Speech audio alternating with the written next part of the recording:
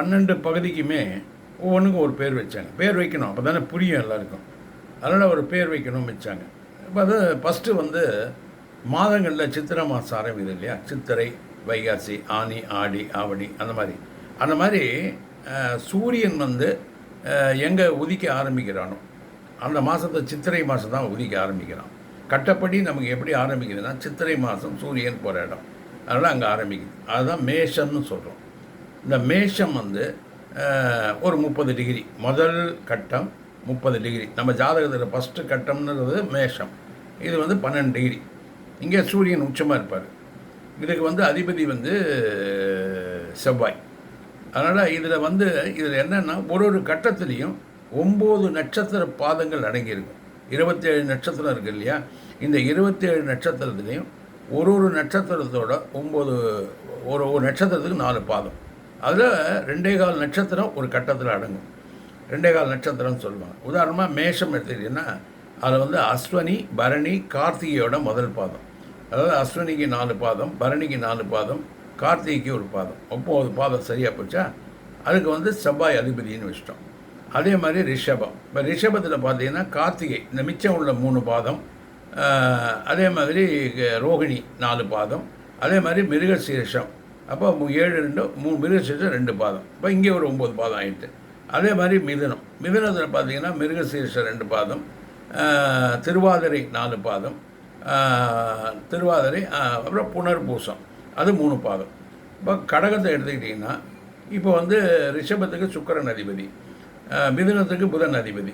இப்போ அடுத்தது கடகத்துக்கு வந்து சந்திரன் அதிபதி. இப்போ சந்திரனில் வந்து இந்த மாதிரி 27 நட்சத்திரத்துக்கும் ஒரு கட்டத்துலேயும் 3 பாதம் இருக்கும். இந்த ஒரு பாவத்துக்கும் மேஷம், ரிஷம் பேர் வச்சுருக்கு இல்லையா? இது வந்து தமிழ் மாதங்களை பேஸ் பண்ணி அமைச்ச ஒரு அமைப்பு.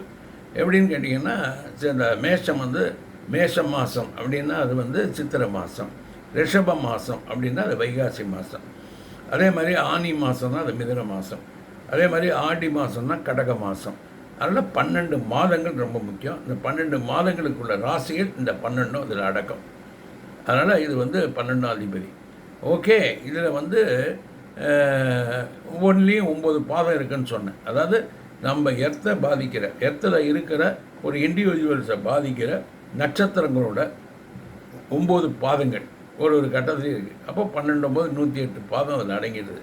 27 நட்சத்திரம், ஒவ்வொரு நட்சத்திரம் 4 பாதம், பெருகி பார்த்தீங்கன்னா 108 பாதம் வரும். கரெக்டாக அதை 12 பிரிச்சிட்டாங்க. இதில் வந்து ராகு கேதுன்னு 2 பேர் எங்கேருந்து வராங்க? இவங்களுக்கு எந்த பாவமும் கொடுக்கல, எந்த பாவமும் சொந்த வீடுன்றது அவங்களுக்கு எதுவுமே கிடையாது.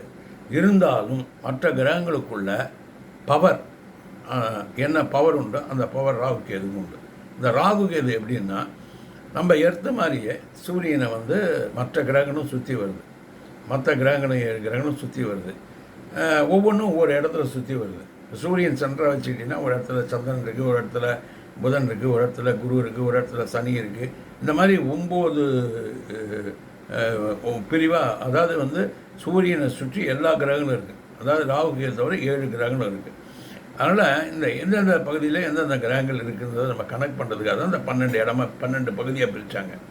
இப்போ வந்து புதன் வந்து மிதுனத்தில் இருக்குது அப்படின்னாக்க அவரோட சொந்த வீட்டில் இருக்காருன்னு அர்த்தம்.